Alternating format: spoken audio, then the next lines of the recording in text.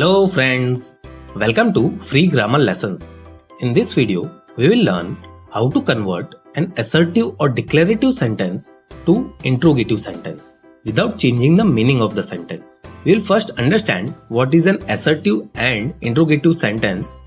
Then, I will let you know how to convert an assertive sentence to interrogative sentence with examples.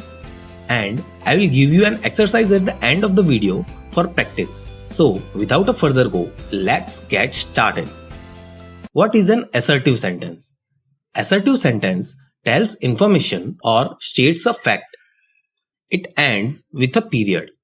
It can be both affirmative or positive and negative in meaning.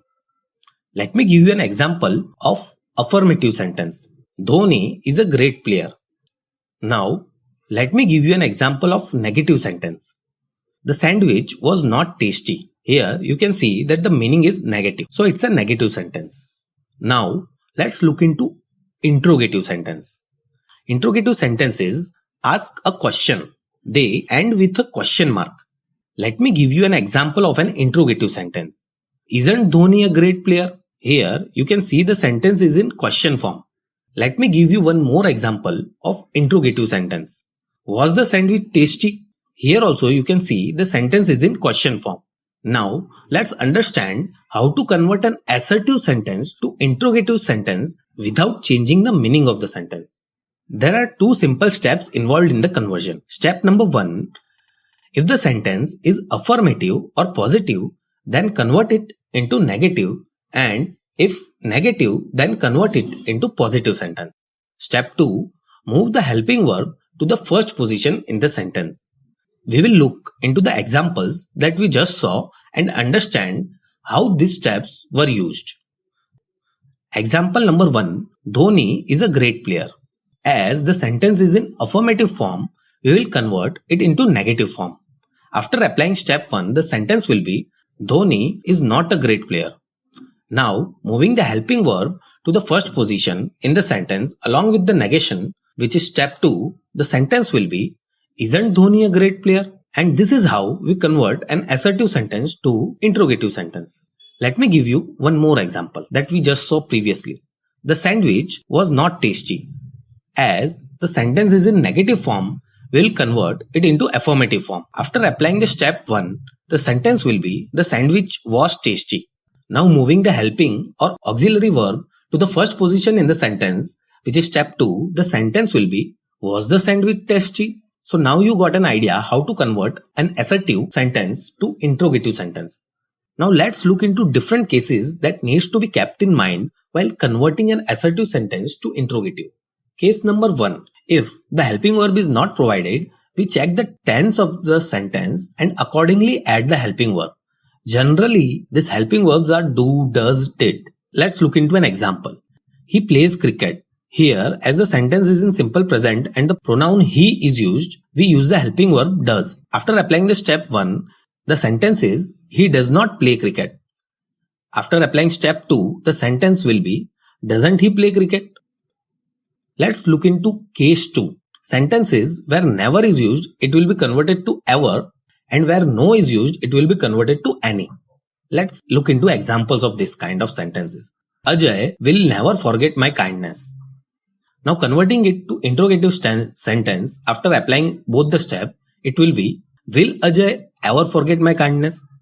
Notice the word never converted into ever. Let's look into next example. No one knows you. Converting it to interrogative sentence, the sentence will become does anyone know you? Notice no is converted to any. Let's look into one more case. Case 3. Sentences where everybody, everyone, all is used, it will be converted to who plus don't, doesn't, didn't. Let's look into example. Everybody likes to become great. Now converting it to interrogative sentence, it will be who doesn't like to be great. We can also convert it in the way that we just learned. So after applying step 1 and 2, the sentence will be does everybody not like to be great? Both the forms are correct here. Now we have understood how to convert an assertive sentence to interrogative sentence. Let me give you an exercise. Here you have to convert assertive sentence to interrogative sentence. The sentences are First, that was not an example to be followed. Second, there is nothing better than a busy life. Third, no one likes bad order. Please message me the answer in the comment section. I will be waiting. That's all in this video. Let's quickly revise what we learned in this lesson. Firstly, we understood what is an assertive sentence and interrogative sentence. Assertive sentence tells information and they end with a period. Interrogative sentence asks a question and they end with a question mark. Then we understood the conversion from assertive to interrogative sentence. The conversion involves two simple steps. Step 1. If the sentence is in affirmative or positive form, convert it into negative. And if it is in negative form, then convert it into positive. And step 2 is to move the helping verb to the first position in the sentence. Then we understood different cases.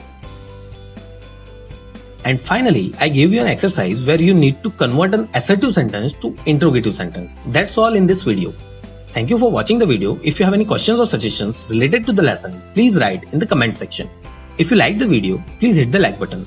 Do share the video so others can learn, and do subscribe to this channel and also press the bell icon to get regular updates about the course we will meet in the next video. Till then, goodbye. लो मेरे प्यारे बच्चों, welcome back to Sharma education academy. एक बार तहे दिल से Sonu sir की तरफ से शर्मा एजुकेशन एकेडमी पर सभी बच्चों का स्वागत है।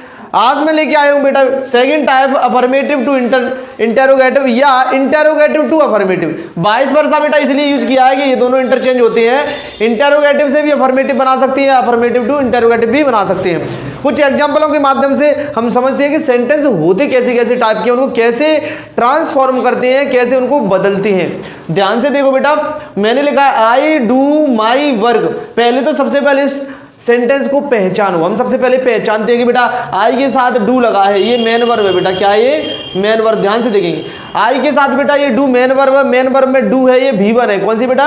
डू। यहां पर हम चेक करेंगे डू कौन सी होती है बेटा? V1 है। वर्ब की फर्स्ट फॉर्म होती है। वर्ब की फर्स्ट फॉर्म से पता चल गया कि वर्ब की फर्स्ट फॉर्म बेटा प्रेजेंट इंडेफिनिट में होती है। किसमें होती है? प्रेजेंट इंडेफिनिट में। अगर वो सिंपल है तो प्रेजेंट इंडेफिनिट वर्ब की फर्स्ट फॉर्म यूज करती है। अगर ये प्रेजेंट इंडेफिनिट है, हमको बनाना है बेटा इंटेरोगेटिव में। किसमें बदलना है? इंटेरोगेटिव में। अगर इंडेफिनिट होता है और इंटेरोगेटिव में बदलना है तो कोई हेल्पिंग वर्ब आएगी, क्योंकि ये मेन वर्ब है बेटा। क्या ये? Main verb. अब इसको हेल्पिंग वर्ब से कनेक्ट करेंगे। किससे कनेक्ट करेंगे? क्योंकि बनाना अपन को इंटेरोगेटिव, और इंटेरोगेटिव बेटा ये क्वेश्चन मार्क का बारे में हम जिक्र करते हैं। क्वेश्चन मार्क होना चाहिए। सबसे पहले क्वेश्चन मार्क सेंटेंस के अंत में लगा दिया, बिल्कुल सही हो गया बेटा। आगे बेटा इसको इंटेरोगेटिव करेंगे तो सबसे पहले हेल्पिंग वर्ब, टेंस को पहचान लिए। टेंस हो गया बेटा प्रेजेंट इंडेफिनिट। सबसे पहले टेंस को पहचाने, टेंस कौन सा, उसके बाद अपन इसको ट्रांसफॉर्म करते हैं। बदलना किसमें? इसको बदलना बेटा इंटेरोगेटिव में। अब ध्यान से देखेंगे बेटा, प्रेजेंट इंडेफिनिट को अगर इंटेरोगेटिव करते हैं या निगेटिव करते हैं तो डू नॉट और डज नॉट आता है, क्योंकि नॉट की अपन को जरूरत नहीं है, क्योंकि इंटेरोगेटिव करना है। डू और डज दो हेल्पिंग वर्ब होती हैं। हेल्पिंग वर्ब बेटा एक ही होती है, वो कौन सी होती है बेटा? वो होती है डू। क्या होती है बेटा? डू हेल्पिंग वर्ब होती है। क्या होती है? Helping verb. इसको डज इसीलिए बोला गया क्योंकि सब्जेक्ट अगर सिंगुलर है, कौन सा बेटा? सब्जेक्ट सिंगुलर, तो वर्ब में एस ओ ई एस लग जाती है। क्या लग जाती है? वर्ब में एस और ई एस। ध्यान से देखिए बेटा, डू और डज दो हेल्पिंग वर्ब हमने मान लिए बेटा, और होती एक है, वो होती है केवल डू। क्या होती है बेटा? केवल डू। डज सिंगुलर सब्जेक्ट के साथ आता है, डू प्लूरल सब्जेक्ट के साथ। आई बेटा क्या है? आई अपना है बेटा प्लूरल सब्जेक्ट। आई को प्लूरल में लिया गया है प्रेजेंट में। किसमें लिया गया बेटा? प्रेजेंट में आई को प्लूरल माना जाता है, और पास्ट में आई को ज्यादातर सिंगुलर लिया गया है, और फ्यूचर में आई के साथ बेटा विल सेल होता है। ध्यान दीजिएगा, आगे अपन समझते भी हैं। आई को प्लूरल माना गया तो बेटा आई के अकॉर्डिंग इसकी हेल्पिंग वर्ब आएगी, इंटेरोगेटिव के अकॉर्डिंग डू पहले आएगी। क्या आएगी बेटा? तो डू आई हो गया, और ये तो बेटा इसकी मेन वर्ब है। ये क्या है बेटा? मेन वर्ब है, इसीलिए डू तो रहेगी। तो do, do I do, my work. जैसा है जैसा, कोई इसमें अपन अंतर नहीं करेंगे, जैसा है वैसा वैसा ही कर देंगे। दूसरे को समझते हैं बेटा कि Ram has won the cricket match. Helping verb वालों को क्या करेंगे? ध्यान से देखिएगा, हेल्पिंग वर्ब अगर है और अपन को इंटेरोगेटिव में बदलना है। किसमें बदलना है बेटा? इंटेरोगेटिव में। और इंटेरोगेटिव में अपन बदलते हैं तो जो हेल्पिंग वर्ब दी होती है उसको उठा के आगे रख देती है। क्या कर देती है? उठा के आगे। तो हैज और Ram von the cricket match. और मैं आपसे पहले ही बोल चुका हूं बेटा already, just I will say, मैं आपसे फिर भी कहूंगा कि क्वेश्चन मार्क लगाना ना भूलें। क्वेश्चन मार्क आपको लगाना ही लगाना है। ओके बेटा, क्योंकि इंटेरोगेटिव में बदलोगे, क्वेश्चन मार्क नहीं लगाया तो गलत हो जाएगा। आगे बेटा सी डिड हर वर्क। बेटा इसमें हेल्पिंग वर्ब नहीं है, डिड तो बेटा मेन वर्ब है। डिड क्या है? Main verb. जैसे फर्स्ट वाले सेंटेंस में डू मेन वर्ब है, वैसे डिड क्या है? मेन वर्ब है। इनकी हिंदी भी एक एक से अपन समझेंगे। पहले इंग्लिश टू इंग्लिश समझ रहे हैं बेटा, इंग्लिश लैंग्वेज है तो पहले इंग्लिश समझें, ठीक है।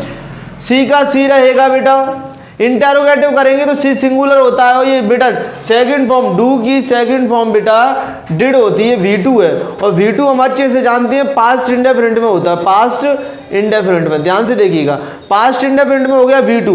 अब पास्ट को निगेटिव करेंगे, क्या करेंगे? निगेटिव तो डिड नॉट आता है, अपन को करना है इंटेरोगेटिव। क्या करना है?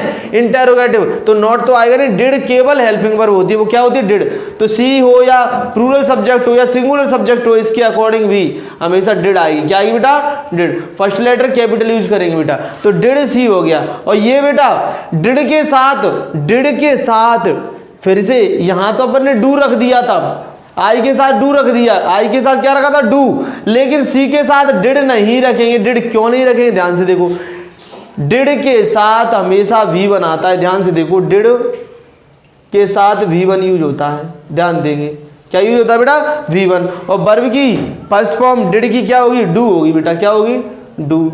और हर वर्क, क्वेश्चन मार्क लगाना ना भूले, ठीक है बेटा। ध्यान से एक बार फिर से समझते हैं, कोशिश कीजिए। डिड तो बेटा उसकी हेल्पिंग वर्ब आ गई और डिड अपने साथ V1 लेता है। हाँ बेटा V1, क्या लेगा बेटा? V1। तो सी डू हो गया, did she do her work, did she do her work. इनकी हिंदी में लास्ट में करवाऊंगा, ध्यान से जुड़े रहिएगा। आगे बेटा, Pankaj will write a letter. इसको भी बेटा इंटेरोगेटिव में अपन को बदलना है। तो मैंने बोला हेल्पिंग वर्ब वालों को इंटेरोगेटिव में बदलना बहुत सिंपल होता है। सबसे पहले क्या करेंगे? विल को उठा के आगे रख देंगे बेटा, विल पंकज राइट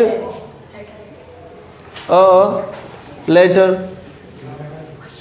और क्वेश्चन मार्क लगाना ना भूलें बेटा, डोंट फॉरगेट क्वेश्चन मार्क, ठीक है बेटा।